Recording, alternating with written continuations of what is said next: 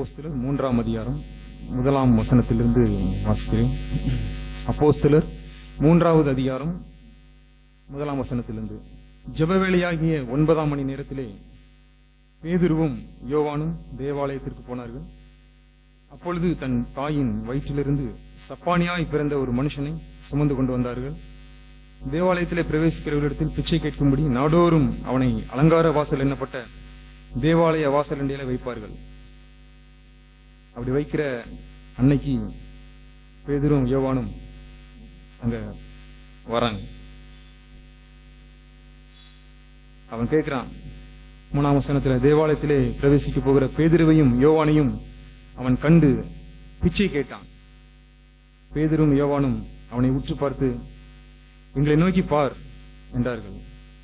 அவன் ஏதாவது கிடைக்கும் சொல்லி அவளை 2 பேரையும் நோக்கி பார்க்கிறான். பேதுரு சொல்றார், வெள்ளியும் பொன்னும் என்னிடத்தில் இல்லை, என்னிடத்தில் உள்ளதை உனக்கு தருகிறேன். நசரனாகிய இயேசு கிறிஸ்துவின் நாமத்தினாலே நீ எழுந்து நட என்று சொல்லி வலது கையினாலே அவனை பிடித்து தூக்கிவிட்டான். உடனே அவனுடைய கால்களும் கரடுகளும் பலன் கொண்டது. அவன் பலன் கொண்டது மாத்திரமல்ல, உடனே அவன் செய்யக்கூடிய காரியத்தை பாருங்கள். 8ஆம் வசனத்திலே அவன் குதித்து எழுகிறான், திரும்ப நிற்கிறான், திரும்ப நடக்கிறான், அதுக்கப்புறம் குதிக்கிறான். சரி, எல்லாம் சரியாயிடுச்சு, எலும்புகள்லாம் சரியாயிடுச்சு, காலெல்லாம் நிமிந்துச்சு, நடக்க முடியுது அப்படின்னு சொல்லி அப்படி போயிடல. கடைசியா தேவனை துதிக்கிறான். அதுதான் மேலான ஒரு காரியம். தேவனை துதித்து கொண்டு அவர்களுடனே கூட தேவாலயத்திற்குள்ளே பிரவேசிக்கிறான். எல்லாம் முடிஞ்சது, எனக்கு எல்லா சுகமும் கிடைத்தாயிற்று அப்படின்னு சொல்லி போகாம பேதுருவோடும் யோவானோடும் கூட தேவாலயத்திற்குள்ளே பிரவேசிக்கிறான்.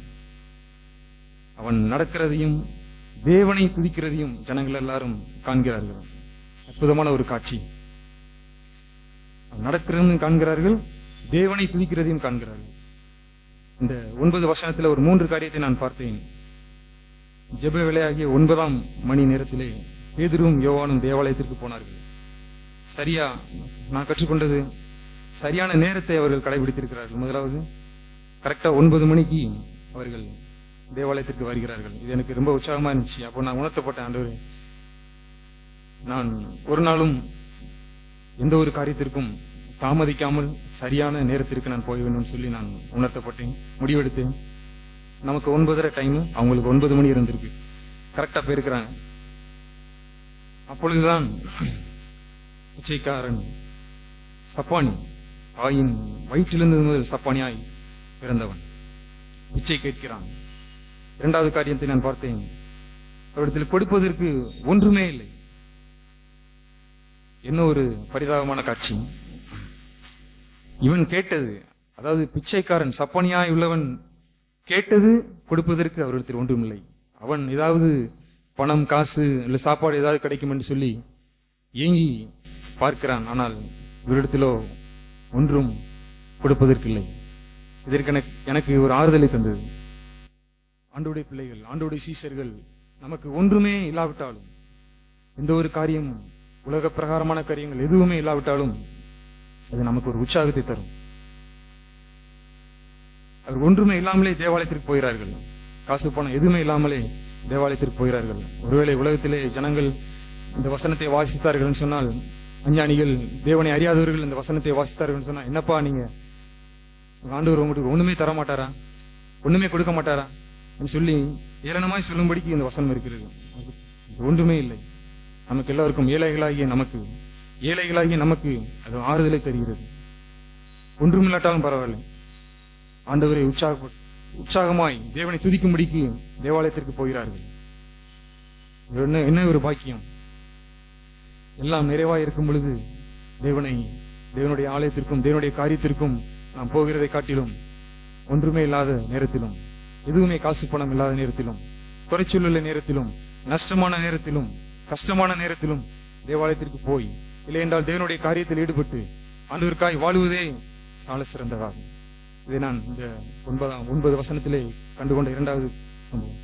3வது, அவன் துதித்தெழுந்து நடந்தது மாத்திரமல்ல, தேவனை துதிக்கிறதை பார்க்கிறோம். அவை இந்த நாட்களிலே ஆண்டவரே எங்களை இப்படிப்பட்டவர்களாய் மாற்றும் ஆண்டவரே. நாங்கள் சப்பானியாய் இருந்தவர்கள் தான். ஒருவேளை சரீரத்திலே நாம் ஆரோக்கியமானவர்கள், சரீரத்திலே நாம் ஊனமில்லாதவர்களாய் இருக்கலாம். ஆனால் ஆவியிலே பாவம் செய்து ஸ்பிரிச்சுவலாய் தாயின் வயிற்றிலிருந்து முதல் பாவத்திலே கற்பந்தரிக்கப்பட்டு பாவத்திலே பிறந்து பாவத்திலே வாழ்ந்த நம்மை இயேசு கிறிஸ்து தூக்கி எடுத்தார். அல்லேலூயா. அந்த ஒரு நம்பிக்கை உள்ளவர்கள் அப்படியே நன்றி இல்லாமல் போய்விடக்கூடாது. ஆண்டவரே, நாங்கள் எங்களை பார்க்கட்டும், நம்மை பார்ப்போம். அடுத்த இதயத்திலே ஒண்ணுமில்லை, சந்தோஷம் சமாதானம் எல்லாம் இருக்கிறது. ஆண்டவரே, ஆண்டவரே, நாங்கள் நம்மை துதிக்கட்டும், நம்மை நோக்கி பார்க்கட்டும். அப்படியே நாம் போய்விட வேண்டாம். நம்மை தூக்கி எடுத்த ஆண்டவரை, ஆண்டவரே நமக்கு நன்றி என்று சொல்லி சபையிலே தேவ ஜனங்களாய் கூடி வரும் சபையிலே ஆண்டவருடைய நாமத்தை நாம் ஒருமித்து நாம் மகிமைப்படுத்தும்.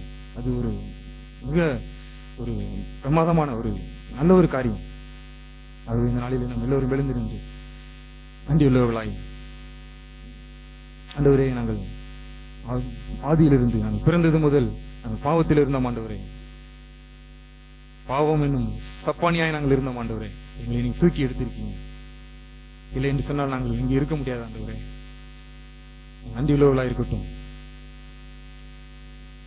ஒருமித்து ஆண்டவருடைய நாமத்தை நாம் தூக்கி எடுக்கப்பட்டவர்கள், ரட்சிக்கப்பட்டவர்கள், பாவத்திலிருந்து மீட்கப்பட்டவர்கள், நன்றி உள்ளவர்களாய் நாம்